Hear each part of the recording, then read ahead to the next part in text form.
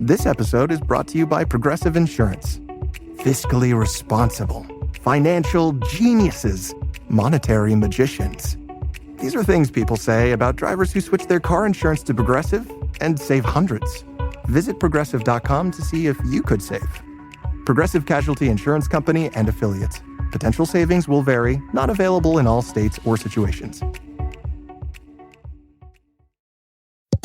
Mic check. 1, 2. Are we recording? Hi, I'm Michelle Bernstein, an award-winning chef, restaurateur, and mom. I have a lot on my plate, including my psoriatic arthritis symptoms. That's why I was prescribed Cosentyx. It helps me move better. Cosentyx secukinumab is prescribed for people 2 years of age and older with active psoriatic arthritis. Don't use if you're allergic to Cosentyx. Before starting, get checked for tuberculosis. An increased risk of infections and lowered ability to fight them may occur, like tuberculosis or other serious bacterial, fungal, or viral infections. Some were fatal. Tell your doctor if you have an infection or symptoms like fevers, sweats, chills, muscle aches, or cough, had a vaccine or plan to, or if inflammatory bowel disease symptoms develop or worsen. Serious allergic reactions and severe eczema-like skin reactions may occur. Learn more at 1-844-COSENTYX or Cosentyx.com. Ask your rheumatologist about Cosentyx. Hi, and welcome to the 10-Minute Food Truck Training Podcast. My name is Bill Moore. I'm the Executive Director of the National Street Food Vendors Association, which is a nonprofit dedicated to education, advocacy, and uplifting all food vendors. Today, I'm speaking with the CEO of a company called Verify. Their primary objective is to help educate business owners, especially small business owners, on how to lower their credit card processing rates. And the neat thing about the company is they don't sell credit card processing. All they want to do is help you lower your rates. So today we're going to be talking to the CEO. So let's jump right into that interview. My name is Jeremy Lessaris. I'm the founder and CEO of Verify. And I designed Verify to help companies negotiate their existing rates and fees with their credit card processing vendor. And now that's turned into really just a cost reduction company. So we've been really focused on credit card processing, but we're expanding into other technically driven areas where we can help companies cost reduce. So what we're not, it's probably more important than what we are. I think I always try to lead conversations by saying we do not sell credit card processing. We're not in the credit card processing sales space. So, we don't talk about or focus on getting people to switch credit card processing providers or switch their POS systems. We're purely focused on cost reduction through education. And most of that is process oriented. Some of it is rate focused, understanding what they should be paying and the complexities around it. And then lastly is more advocacy, like things that they can do in the market, the way they approach companies, and just kind of shepherding people through the process of going to where they're treated best in terms of cost and also technology and other things that make their lives easier. And for me personally, I'm a serial entrepreneur. I've built and sold 8 companies. So I have a soft spot for the small, medium-sized business. And as part of building this company, the whole thing is that the small and medium-sized companies are the ones that are paying the most money, which makes no sense. Where the Fortune 50s and Fortune 100s, that they have sophisticated supply chain team and people that are doing vendor management to effectively do these rate and fee negotiations on a continuous basis. So my hope meeting up today was really to educate and explain what people can do on their own. There's some DIY here that you can just do today that I think is super helpful, and hopefully just bring some education so that in the future, as companies scale up, they can know what to do to take advantage of what they should be paying and just put more money back to their bottom line. So I'm all about the advocacy of people's profit. I love that. One of the reasons I wanted to talk to you today is I discovered your company just by happenstance. Based on the way that I do a lot of research, how the internet is, they track everything you do anyway. So I get a lot of POS driven advertisements, and then a lot of rate driven advertisements. And, typically they're the ones that you're going to save money if, and then they end up suggesting things I don't want to do and I wouldn't recommend. But the neat thing about your company is it never took me down that rabbit hole of things I don't want to do. The more that I read, the more that I wanted to meet you guys. And I wanted to see if possible it would work for a food truck vendor or just small business in general. Um, and the conversation that we had last week was just absolutely amazing. As far as I think we're on the same page. I want to help people.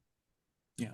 And just like you, I haven't built as many companies, but I've certainly had my own food truck, hot dog carts, and that type of thing. And I realized that those folks need help. They're very passionate cooks in a lot of cases, but they know exactly nothing about running a business. And that's where I try to help them. And then the stuff that you talked about and the stuff that's on your website, it's good information. So let's go ahead and jump into some details.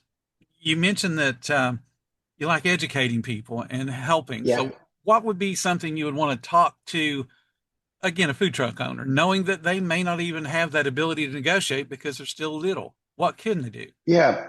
So I love that discussion because, um, once upon a time owning a small business, you're just going to go do the easiest thing first, right? So you're going to go to Square, you're going to go to, even GoDaddy or some one of these third party resellers, and you're going to set up an account, or you may even go to your bank. I mean, that's probably even a worse path, um, because banks aren't typically credit card processing companies. They're just resellers for credit card processing companies.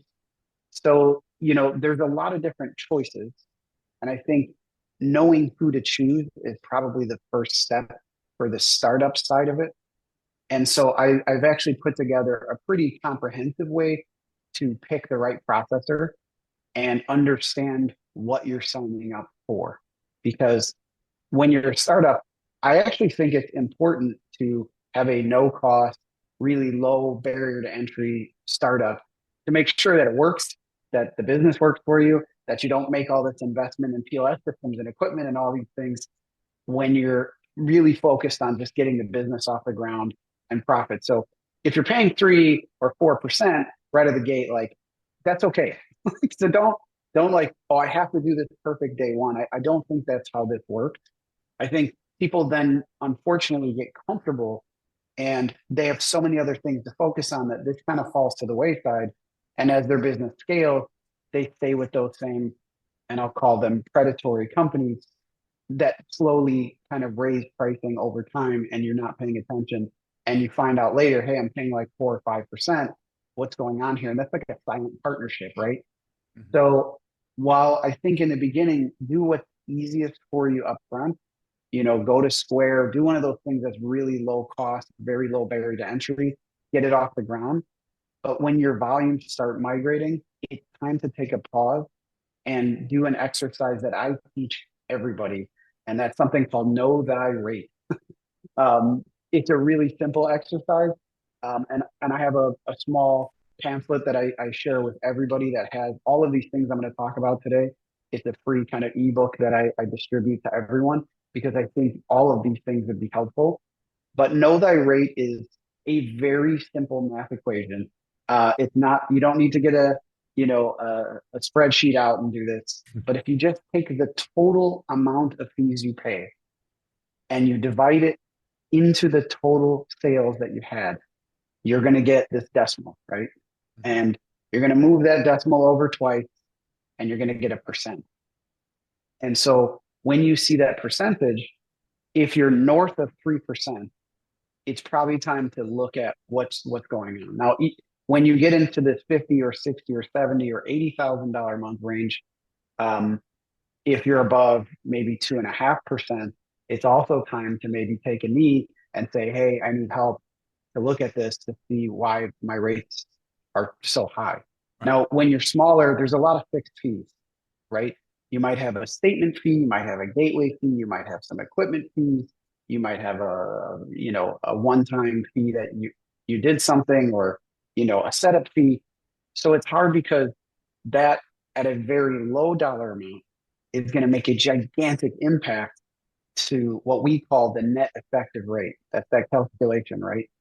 So you just take that total fees and you're dividing it into the total of your sales, credit card sales only, and effective rate is going to be that decimal, you just carry that dot over a couple, you just move it over two spaces, and now you have a percent.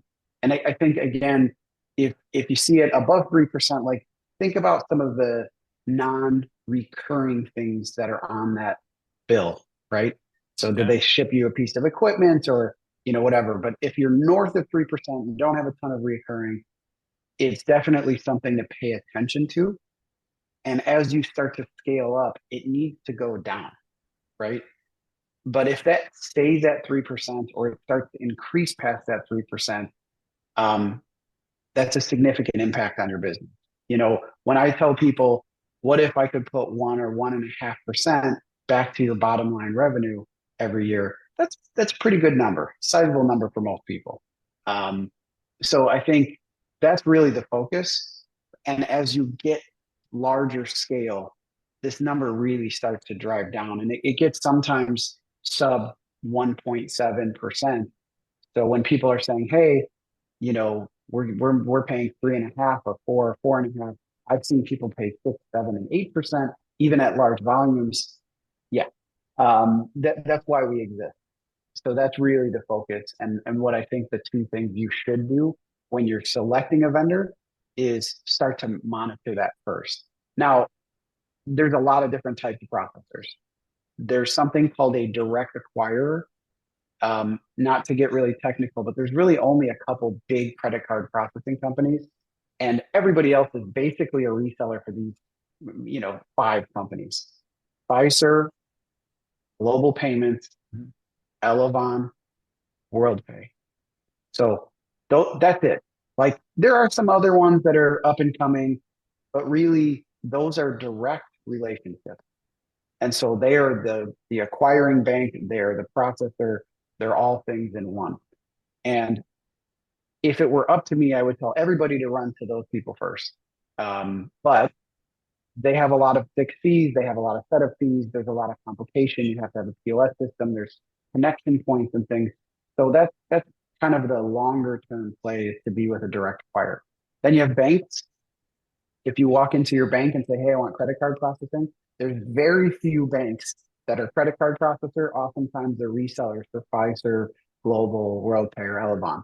So, they just put their little logo at the top, but it's the same statement. And effectively, you're paying the bank and you're paying the processor. So there's a lot of hands in the cookie jar there. So a little bit more expensive. And then we get into like ISOs, which are independent sales offices, agents, and some of these get registered and kind of have their own systems and technology and things. Like you'll see companies like Gravity Payments or Staff or Title or Evo. I mean, there's a ton of these companies out there. But effectively, those are resellers. They're just independent, and they have a little bit more flexibility, and they have their own technology often. And then the last is probably the most expensive, and that's going to be the PayPals and the Squares and the QuickBooks, and these are called PayFacs, or payment facilitators. And so there's all these different buckets, but what I would say is, don't get caught up in making the right choice. Get caught up in getting this off the ground, be profitable, work through some of the challenges. Try to make sure you do once a month, just take a look at your statement and make sure you're under that 3%. And as long as you're there, especially in the beginning, you're pretty safe. But if you see that thing start to creep up, or there's a lot of fixed fees and other things, there are simple, very low cost or even no cost solutions to be able to accept credit cards. And then, I think everybody's kind of feeling this now, and that is, we have kind of standardized just charging our customers 3%. Really bad way to do business. I'm very anti-surcharging, because really the behind the scenes of that, the only people that are laughing all the way to the bank is the bank. The consumer gets hurt. We're normalizing 3%, and it does not cost 3%. In fact, most of America's spend is on debit card, and the cost of a debit card is 0.05%. And while I know there's surcharging rules around debit, it's weird just normalizing 3% everywhere. I would much rather people raise their prices 3% and not surcharge. There you go. And reduce their expenses and make the delta themselves, rather than the alternative, which is just, hey, I'm just going to pass along this fee and my credit card processor takes it and they make the delta. So If you're going to do it, put in the price. It also, just from a consumer confidence perspective, won't impact your business like, you know, this food truck surcharges one doesn't. And while I know that like they're not going to be the same sitting next to each other, it just puts a bad taste in people's mouth. No pun intended. 100% it So does. that's some of the things that you can do just right out of the gate. See, I love everything you're saying because I've been preaching this the whole time that I've been coaching and writing books. So we're talking going on 7 years now. I've been telling people don't pass on that fee. And now there are companies that Melissa showed me two this morning. Because again, she searches the same way I do. So everything comes up, credit card processing, food truck related, whatever. She showed me two ads that were back to back on her Facebook, free credit card processing. And, she Free. starts, yeah, free. And she starts playing it. And, the first words out of their mouth are lies. Like, yes, Yeah, yeah. people do care. Will just surcharge your customer. Yeah. And that's becoming even worse because I think what we see 3%, and I've been to places now that are 4%. So we're already like starting to move the needle again. And we haven't even like surcharging is relatively new. I mean, it's been around for a little It bit, is. but I think it's really starting to get adopted everywhere. And what we're doing is signaling to the market that this is the norm, and it's not. And so what'll happen is they'll say, well, now there's price increases and we're going to move that to 4%. It doesn't cost 4% to move money. Mhm. I hate to try to commoditize it. And while I love all this cool technology, like you can tap to pay, I could pay with my face. Like it's Right. wild, right? This is great. I love it. For me personally, as a consumer, I love the security. I love all the other back end stuff. But I think there's a point of like, how much is this going to cost me?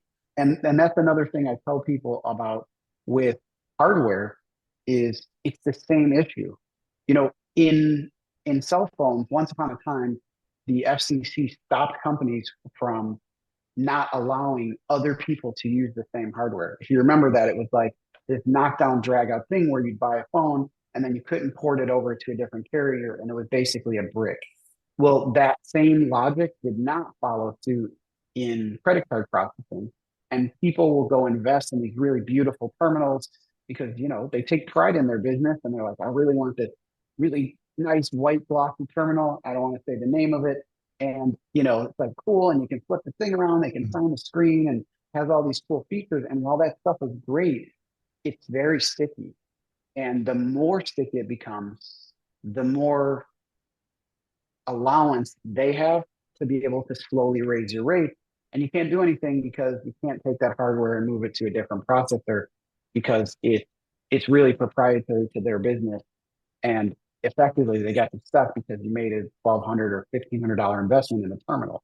So these are the types of decisions that you can be coached through and knowing, hey, this is an agnostic terminal. I can use it anywhere. Maybe it's not the prettiest thing in the world, but they're also lower cost and they do the same job. They're workhorses. Leasing equipment, like I see people doing this all the time. Like, please don't do that.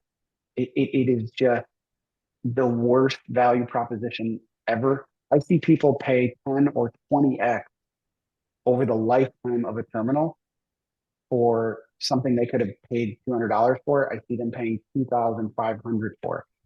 And they're like, yeah, but I leased it. And if it breaks, like you could have bought it 10 times. Mm-hmm. Yeah, but it's also a deduction. And from a tax perspective, that's better. No, tax flow is king. Like there's definitely a totally different way to look at that. And then, read before you sign, which is another thing I tell people. There are really big buckets to look at. Personal guarantees is one. And one that's really bad is called liquidated damages. So when you're signing these agreements, look, if you're doing it online and it's something like Square, they're not as bad. They may have some cancellation fees associated with some of those companies, but like liquidated damages is an agreement term where they can come after a business if they stop processing with them for 1 year of lost revenue. Um, these are the kind of things that are happening in the business and mostly the reason why our company exists is to fight these types of things. So it's not just like saving them from money, it's saving them from these liabilities that they don't want to carry either.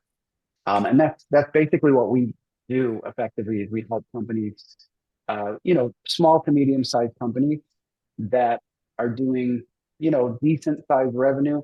We can help them do an analysis and help them negotiate and reduce their pricing. And we do it at no cost.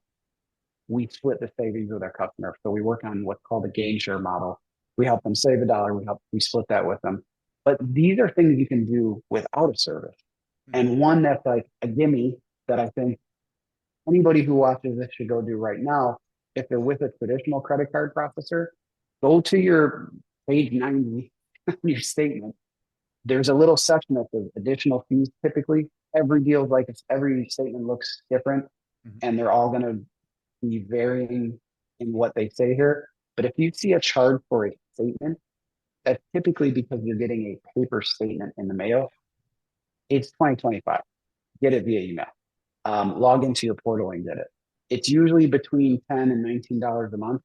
Everybody should go right now, look at their statement. Do I have it? Call their processor, say, I don't want a paper statement anymore, and put that money back in your pocket. That's just one takeaway that I always tell people that they should go to. And that's a great tip. We started the conversation with, predatory practices, and that certainly is a predatory practice. It doesn't look, there's a cost of paper statement, but it's not $10. No, it is not. It is not. Because I'm sure they waste more paper than that when their coffee machine jams in the office. So why are you charging me? It's crazy. But that is a good point. There are a lot of hidden fees on those statements. And if you don't take the time to look at them, you don't even realize it. Yeah, the other thing, and we're going to be launching this sometime in the next week or so, but get PCI compliant. So there's another fee that's almost on everybody. Now, you're not going to see it on PayFac because a lot of them really focus on PCI compliance. But if you're with a traditional processor, or an ISO or an agent, or you're with an acquirer, there is typically a fee for payment card industry, PCI standard. And this is kind of a security metric that you've taken this quiz, which is somewhat difficult and has a lot of questions that are very tricky. Like, what do you do if you take a credit card number? Do you write it down? If you write it down, do you put it on a piece of paper? Who has access to that piece of paper? Do you shred it? Like, there's some questions along the way, and you're like, come on, I don't have a shredder. And so there are ways to answer these questions correctly. And we are going to be working on a compliant GPT, if you will, question and answer style thing that helps people understand the question and become compliant. Because typically people are paying between $30 and I've even seen as high as $300 a month for non-PCI compliance, meaning that you never took the questionnaire and you didn't pass this, test, showing that you're, handling the data correctly, that you're secure, that you're at less of a risk as a business for security breaches. And when you're non-PCI compliant, typically the processor takes out like an insurance policy or something to cover you. But the reality is, like, it can lead to fines and reputational damage. Like, somebody breached this food truck, and now everybody who was at the food truck, their credit card number and their personal information is now gone. It doesn't usually help the business. It does not. People are like, well, I'm definitely going back there. And while I think it's probably lower risk when people are using some of these really off-the-shelf systems, like a PayPal or a Square or QuickBooks, it still can happen. So it's important to be compliant, take the test, submit it to your processor and get the cost reduction. And it's something you can do pretty easily. And if you need help, that's stuff that we always love to help people with.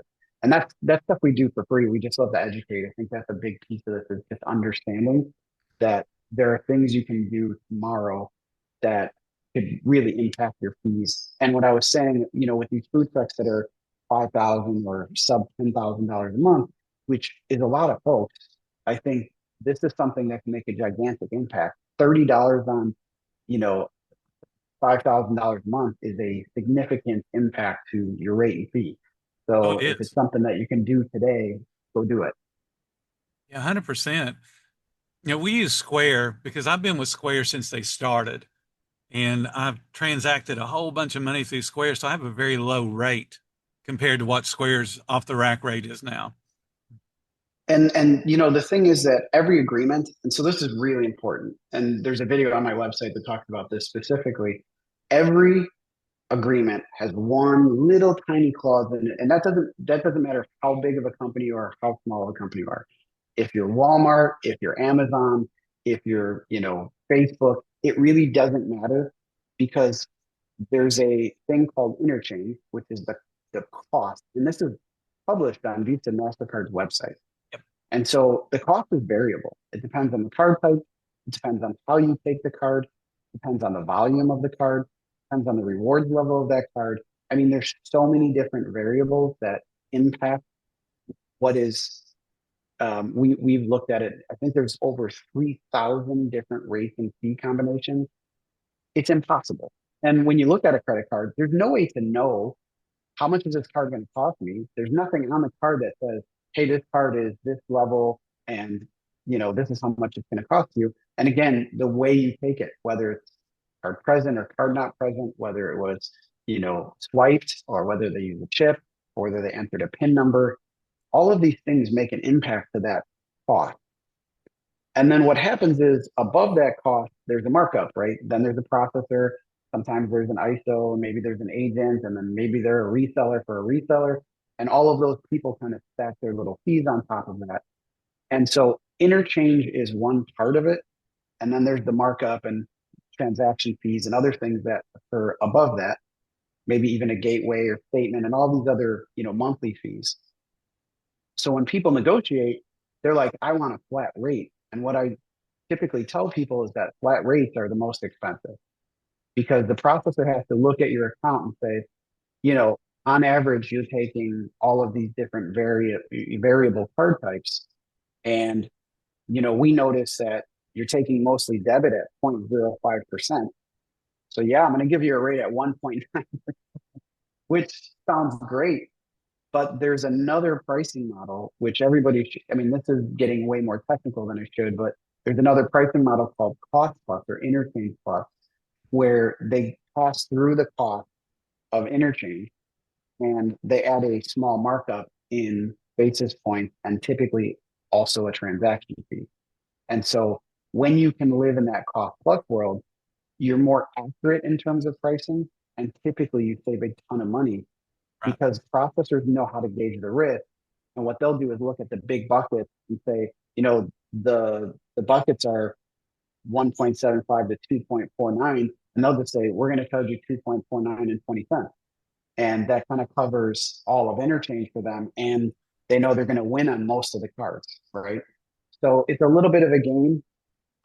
It's a lot more complex than just what's my rate. I think people often fall into that. And some of the challenge here is, and I'll give you one of these because it actually relates to the food truck industry. Going to negotiate with your processor can be more tricky than just, hey, I need a better rate and fee. So most companies unknowingly sign these contracts. And we had a client of ours, and they're large, and they have hundreds and hundreds of locations, but their average ticket is really small, so it's like $11 or $12. And so the processor said, "Hey, look, I have a great idea. We're going to reduce the percentage by a lot. So we're going to move you down like almost 0.5%, but we're going to charge you 6 cents." Mm-hmm. So it's still a trade-off. Yeah, so they reduce their fees, and they're like, look at how much that's going to save you. And what they didn't do is say your average ticket, your average sale is $11. But when you take 6 cents on $11, you just added more than the percentage that they just reduced it by a significant amount. And they also have tickets, they have sales that are $7, $5. It's just that their average is 11. So there are transactions where they're paying, 1 or 1.5% more because of that transaction fee addition. So while they thought they were getting a cost reduction because they saw this percent decrease, they added it back in a different format, and it ended up hurting the company significantly. So herein lies the problem. It's tricky to negotiate with your vendor. That's where we can help. and play a role in helping people negotiate. But if you're going to do it yourself, look at the bottom line. At the end of the day, it's like you go back and do that math that I told you to do every month and say, how did this actually impact me?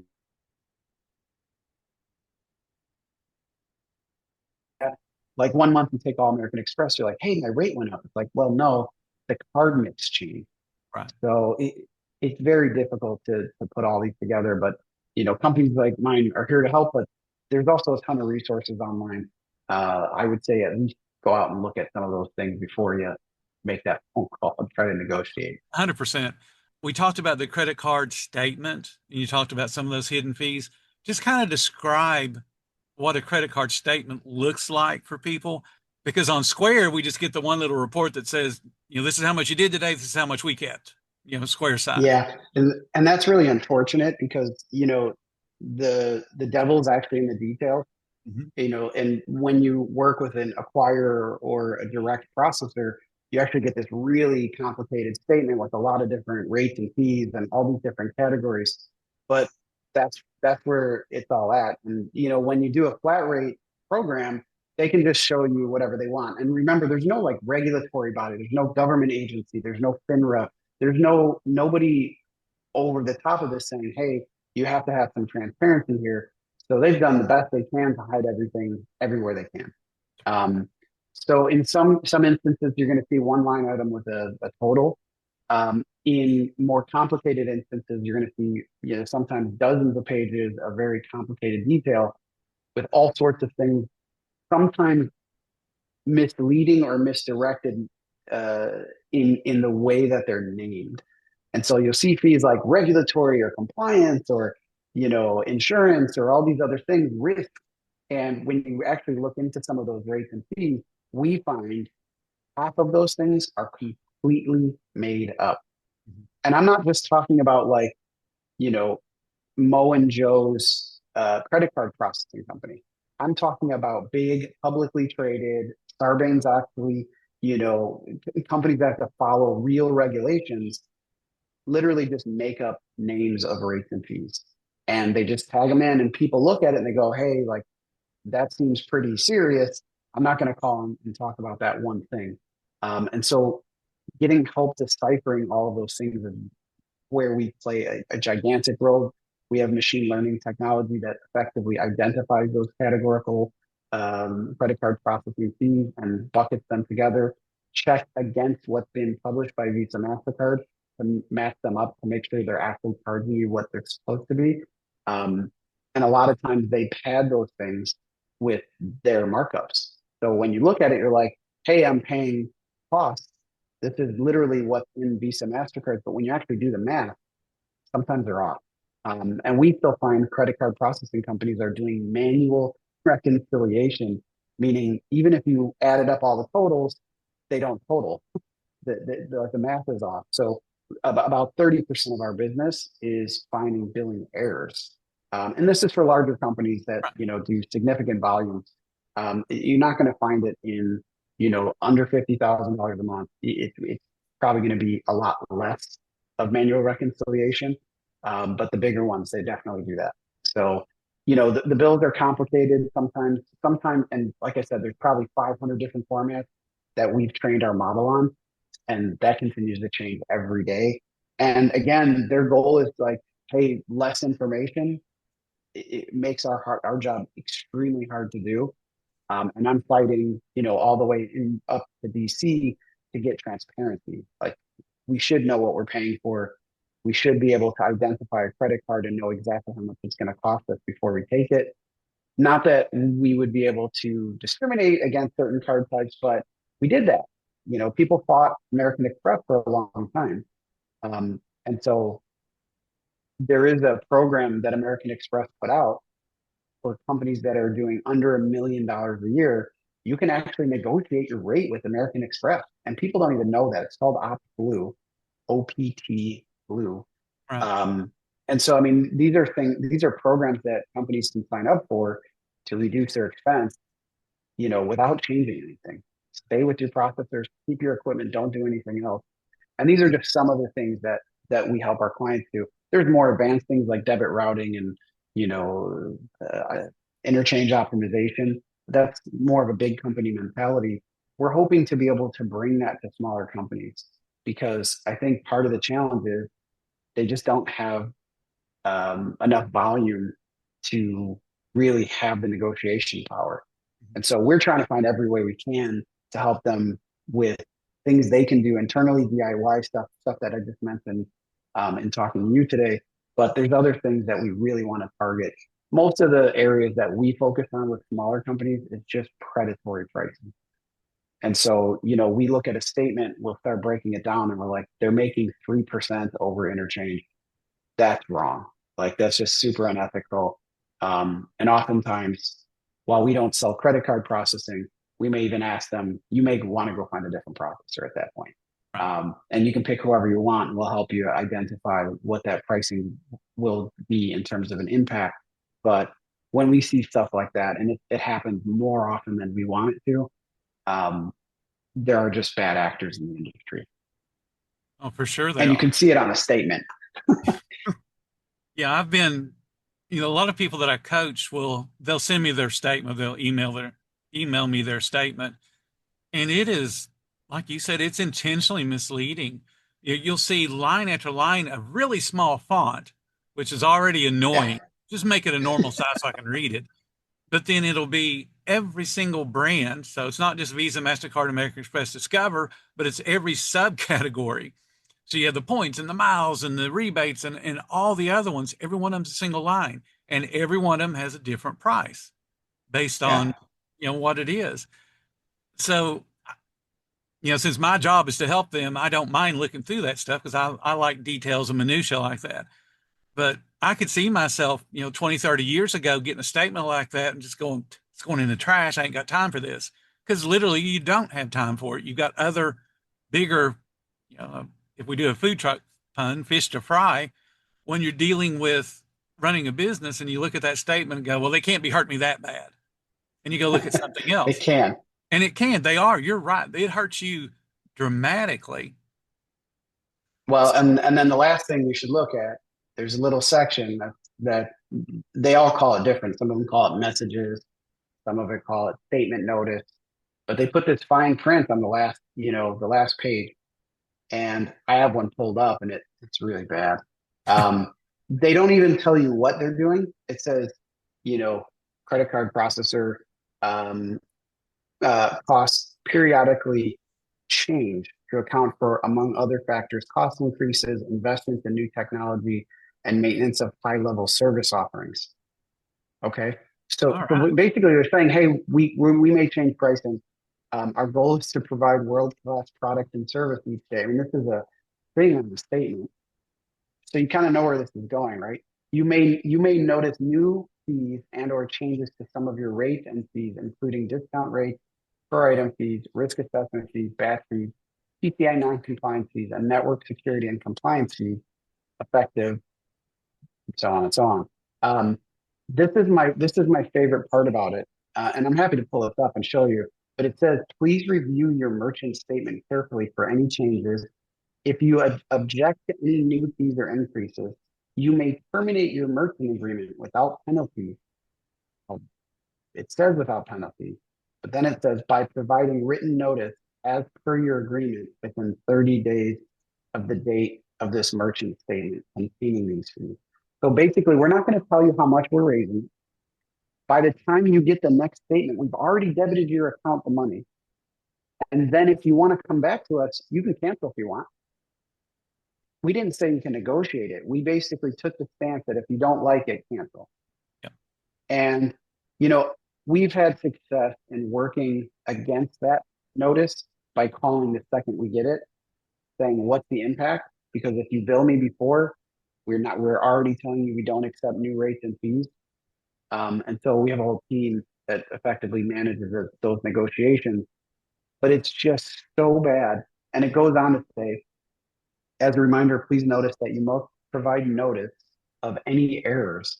And why would there be errors? I thought this was all, technology and automated, and of improper charges or other issues with your statement within 7 business days of the date of the statement. Now, I'm going to tell you that if I handed you this statement right now, it would take you 7 days to learn interchange, be able to go through every single one of these rates and fees, identify that table, categorically go through each one of them, probably have to Google all these different, statement things, understand what they mean, call the processor, sit on hold for 2 hours.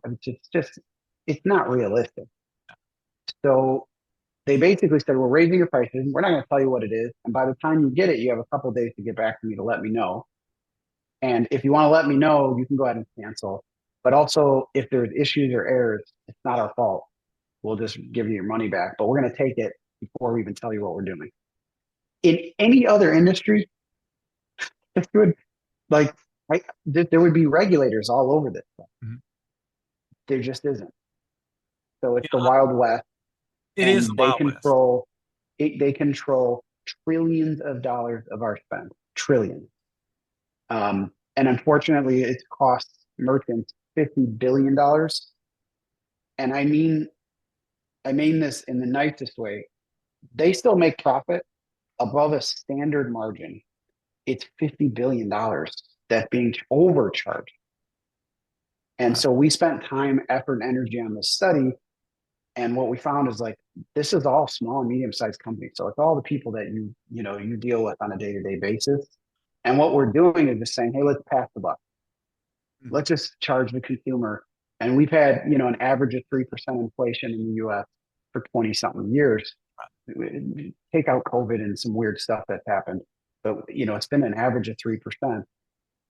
We're just going to add another 3% to it. Mm-hmm. And, in some states now 4%. We're normalizing a really bad behavior. And like I said, the only one that's winning in this is the bank. And all the middlemen that are there as well. You talk about normalizing those fees. And one of the way the fees gets normalized is we just pass it on to somebody else. One of the things that I talk about, and you and I talked about this last week, and I want you to really touch on it again, is to explain that a debit card is not a credit card, and it's actually processed at a lower rate. Most people don't know that. They don't even take time to look at it and go, is this credit or debit? They just run it. And in a lot of cases, they don't even touch it. The guest does it all. So explain. Yeah, and there's things you can do there that I would recommend, like forcing a PIN number. If the machine recognizes that it's a debit card, like force the PIN. Take it as a debit, don't run it as a credit card. So think about what a credit card actually is. Like as an issuer, you go to your bank, you're like, I want a credit card. And they give you credit. They give you a credit line. Typically, there are some secured cards. But let's just talk about a credit line. The bank is effectively borrowing you money. They're giving it to the merchant tomorrow and hoping that they get repaid. So there's some risk, right? Now they make money on the risk, but if I pay my bill every 30 days, they don't make any interest on that money. I don't pay any interest on my credit card. They pay me off every 30 days, blah, blah, blah, right? So if you think about it, they're still taking a gigantic risk. So where do they make money? So that's where interchange comes in. And then also think about, I get 2% cash back every time I swipe my card. Who pays for that? So there's risk, there's security, there's all these other things that revolve around it. There's the rewards. And with all that risk and reward are the fees, and that fees get thrown in. So Visa has to make their money. The issuing bank, the company who issued your credit card, they also want to make money or they wouldn't do this. Sometimes there are resellers and others in between, but effectively that's the chain above that gets bucketed into this thing called interchange. So let's talk about debit now. So we talked about a high rewards card. There's some lower rewards cards, and then there's some secured cards that have lower fees because they're less risky, right? There's no risk to them. You put $500 in the bank, they give you a $500 credit line. If you don't pay, they basically know what to grab. It's pretty easy. Now we're talking about debit. What we're doing is the same thing, but with no risk, right? We're withdrawing it from an account. We're, basically electronically transferring that money to a third party. And then there's an intermediary bank and they're depositing that money into the merchant's account. Now there's probably a little gap there. So there's some maybe arbitrage being made too. But the problem here is there's really no risk. So there's not a lot of cost to debit. So the more, and if you look at the amount of spend in the US, it's significantly higher debit than it is credit. So what we're saying is most of the cards that are being taken are debit cards. And when you think about the low risk end of it, there is no reward. I'm going to get money cash back for using a debit card. It's effectively an ATM, right? So, the difference with that is those cards cost on the interchange tables 0.05%. And there was a time when there were varying rates and it got higher and higher because it was really just this closed network. And I don't want to get into all that because now there's some new closed networks. Believe it or not, American Express has a debit card now. Also, there's a debit card through Chase. I'm sorry, not Chase. Through Capital One. Capital One now acquired Discover. So there's a lot of potential for another closed network that isn't impacted by this amendment that happened called the Durbin Amendment, where they opened up the ability for debit to process through different networks. Really technical, but the end result is it made more competition and drove the rates and fees down, and they capped the rate of open network debit cards. Now, closed network like American Express and Discover / Capital One are probably not going to fall under that anymore, so they may have higher rates and fees for those. But the regular debit cards cost 0.05%. So when we're talking about surcharging, there are some rules around surcharging, but let's talk about a payment facilitator. So now you take a credit card processor and they put some technology on top of it, and it's a third-party company. They're no longer a credit card processor, and so they can charge you a flat rate for everything. And you can then surcharge based on that because it doesn't really matter anymore because effectively you're paying this, 3% or whatever it might be. So it goes to show like that they've spent a lot of time and effort figuring ways around these rules. There's no reason why we should be paying 3% for debit cards. Right. Just shouldn't. It happens in a lot of cases. Even though there's regulations against it, they have found ways around it. So they bucket in their technology and other things, and now it's not really a fee for credit card processing. It's kind of an all-inclusive. Well, we also do invoicing and services and blah, blah, blah. And the race today, and the reason I'm still up in arms about this industry as a whole, is now everybody's trying to embed payments into everything. Mm-hmm. And the more embedded it becomes, the less it's a credit card processing company, and maybe now it's software. So, you go, I don't know, to the gym and you want to book a class at that gym, and you can now go online and there's a bunch of software and you're basically booking. It's like, you want to make payment? Yes.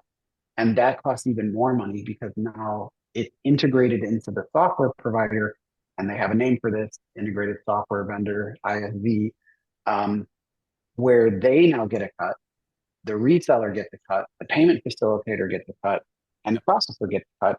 And they can now vary all the rates and fees because they're not a processor. They're offering you scheduling management software, or my dentist, dental practice management. They're like, here's a list of your teeth.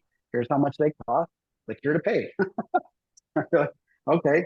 And so as they become more embedded, the transparency dissipates. The regulatory bodies that are trying to create transparency, they start to go away.